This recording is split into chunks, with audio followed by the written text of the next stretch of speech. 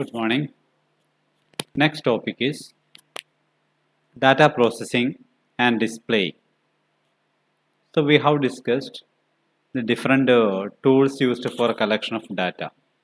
So after collecting data, the next step is to organize the data so that meaningful conclusions may be drawn. So that is the objective of each and every research. So processing is an intermediary stage, the collection of data and their analysis and interpretation. Okay. So data processing is an intermediary stage in between the collection of data and analysis of data. Primary data are collected by using questionnaire or interview schedule. So primary data collected by surveys and observations by field investigators are entered into questionnaire or interview schedule. The recording of the respondents may not always be systematic. So if questionnaire method is used, the recording of the respondents may not be systematic. Therefore, the raw data collected from the field has to be processed and laid down in the research plan. Then now we are going to discuss the processing stages. So four steps are involved in processing of data. First one is editing, second one is coding, third one classification, and last one tabulation. First of all, editing. Editing is the first stage in data processing. So what does it mean? Editing is the process of examining the data collected through various methods to detect errors and correct them for further analysis. So editing simply means examining the data collected using different methods. For what purpose? To detect errors and correct such errors for further analysis. So now, what are the practical guidelines used for editing? First one is that the editor should familiarize with the copy of instructions given to the interviewers.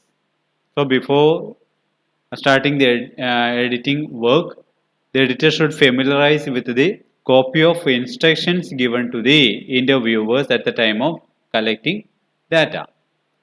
Second one, the original entry, if found incorrect, should not be destroyed or erased.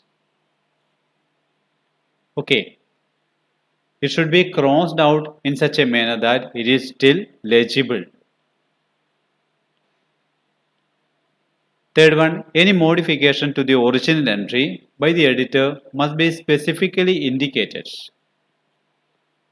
Okay, any modification is made by the editor, it must be specifically indicated in the questionnaire itself. Fourth one, all completed schedules must bear the signature of the editor and the date. After checking each and every questionnaire, all completed schedules must bear the signature of the editor and the date of checking the schedule. Fifth one, incorrect answers to questions can be corrected only if the editor is absolutely sure of the answer, otherwise leave it as such. Sixth one, inconsistent, incomplete or missing answers should not be used. And last one, see that all numerical answers are converted to same units. All numerical answers must be converted to the same units. Next one is coding. So coding, we know the meaning. Coding is the process by which response categories be summarized by numerals or other symbols to carry out subsequent operations of data analysis. So coding simply means giving numerical numerals or symbols to the collected data. So coding involves two tasks. First one is deciding the categories to be used, and second one, assigning individual codes to the data. Steps in coding. First one, study the answers carefully. First of all, we should study the answers given in the questionnaire carefully. Second one, develop a coding frame by listing the answers and by assigning codes to each of them. Second step is we should develop a coding frame by listing the answers and assign codes to each of the answers. Third one, prepare a coding manual with the details of variable name, codes, and instructions. So next step is we have to prepare a coding manual which should contain the details of variable name, codes, and instructions. Fourth one, if the coding manual has already been prepared before the collection of data, make the required additions for open-ended and partially coded questions. Sometimes we may have already prepared the coding manual before starting the collection of data. Then now we have to make some additions for open-ended and partially coded questions. Then now coding rules. Let us see what are the coding rules. First one, give each respondent a code number for identification. For identification of each respondent should be given a code number. Second one, provide code number for each question. For each question, a code number should be given. Third one, all responses including don't know, no opinion, etc. are to be coded. Fourth one, assign additional codes to partially coded questions. So what is partially coded question? For example, if there is an opinion, any other, specified. So it's a partially coded question. Depending on the purpose, response to this question may be examined and additional codes may be assigned to them. So we can assign codes only after collecting the data because the answers to these questions may be different. Different opinions may be there. Classification. So what is classification? Classification is a process of reducing large mass of data into homogeneous groups for meaningful analysis. So classification is the process of dividing data into different groups or classes according to their similarities and dissimilarities. Okay, classification is a process of dividing data into different groups or classes based on their similarities and dissimilarities. The groups should be homogeneous within and heterogeneous between themselves. So items within the group should be homogeneous. Okay, and the among the groups, such a group should be heterogeneous. The nature of classification depends upon the nature of study. Okay, so the classification depends upon the nature of study conducted by the researcher. What are the objectives of classification? First one, to organize data into concise, logical, and intelligible form. That is the first objective. Second one, to make the similarities and dissimilarities between various classes clear. Third one, to facilitate comparison between various classes of data. So classification facilitates comparison between various classes of data. Next one, to help the researcher in understanding the significance of various classes of data. Through classification, the researcher will get an understanding of the significance of various classes of data. Next one, to facilitate analysis and formulate generalizations. Next one, to distinguish between necessary and unnecessary and important and unimportant items. So classification will help to distinguish between necessary and unnecessary items, important and unimportant items. Then now types of classification. First one, classification according to external characteristics.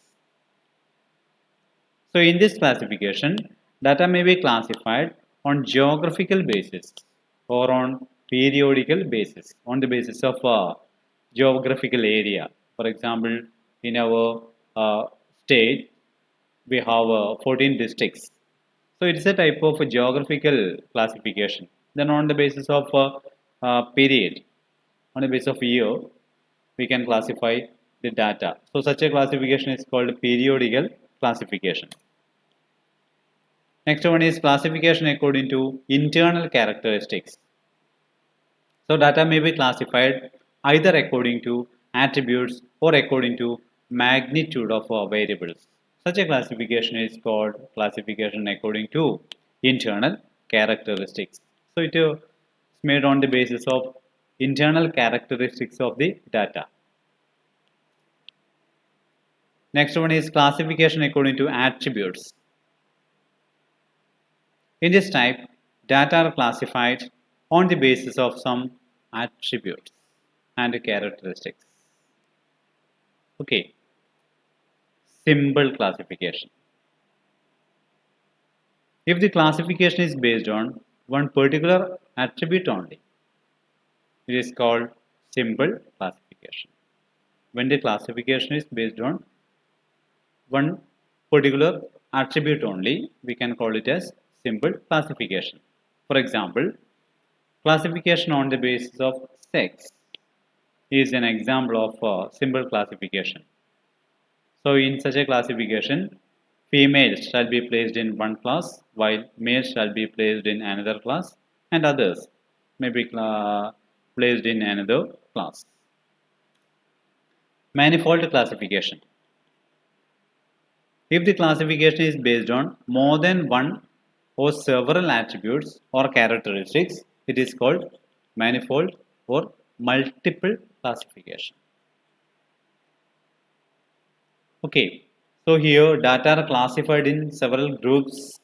For example, if a classification is based on sex, education, and income of a particular group, then first the data will be grouped on the basis of sex, then on the basis of education, then on the basis of income. So here is an example of manifold classification. Next one is classification according to variables. Here the data are classified according to some characteristics that can be measured. Okay, so variables on the basis of variable means here data are classified according to some characteristics of data that can be measured. For example, height, age, production. All these can be measured in monetary. Okay, so we can measure height of a person, age, production of an institution, etc. Quantitative variables are generally grouped into two: discrete variables and continuous variables. Discrete variable.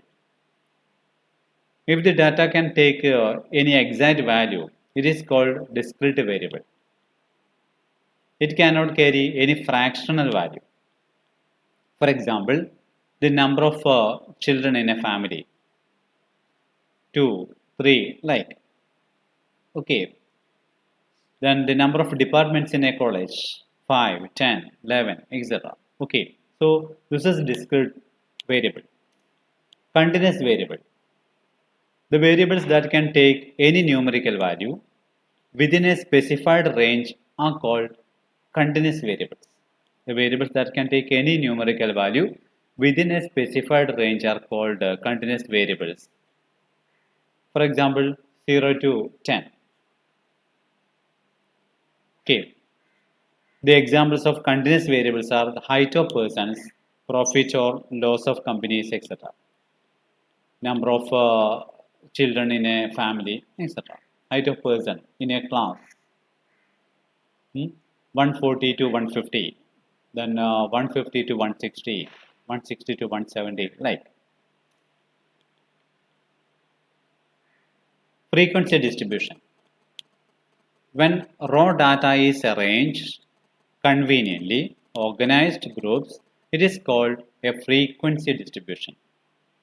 When raw data is arranged conveniently organized groups, it is called frequency distribution. The number of data points in a particular group is called frequency. Number of data points in a particular group is called frequency. Frequency of each class can be determined by using tally marks. In continuous frequency distribution, data is grouped into small number of intervals. These groups are called classes. Every class has two limits, that is lower limit and an upper limit. The magnitude of this limit is known as class interval. There are two different ways of arranging classes, exclusive method and inclusive method. Okay, exclusive method is there, one other method is inclusive method. So exclusive method. Under this method, the class intervals are so arranged that the upper limit of one class is the lower limit of the next class. The upper limit of one class is the lower limit of the next class. For example, 0 to 10, 10 to 20, 20 to 30. First class is 0 to 10. The upper limit is 10. Next class is 10 to 20. So the upper limit of first class is the lower limit of the second class. Inclusive method. Under this method, the data class intervals are so arranged that the upper limit of a class is included in the class itself. Okay.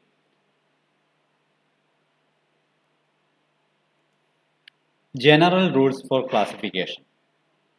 First one, the number of classes to be formed depends upon the class interval and the total range of measurements. Okay, the number of classes usually depends upon the class interval and the total range of measurements. For example, 0 to 100. So here and the class interval desired is 10. Then we can arrange the data by using 10 classes. The lower and upper limits should be convenient numerals, like 0 to 5, 0 to 10, 100 to 200, etc. The lower limit as well as the upper limit should be convenient numerals. Third one, classes with a zero vacancy should be shown separately. Suppose a class has a zero frequency, it should be shown separately. It should not be merged with other classes, not should they be left out. Fourth one, it is better to adopt a exclusive method for arranging classes. Exclusive method is better to arrange classes. Next one, it is necessary to keep the class interval of all class equal. So it is class interval should be equal for all classes. If the class interval determined is 10, it should be same for first class, second class, and so on. Sixth one, it is possible to avoid open end classes like below 10, below 50, etc. Okay, thank you.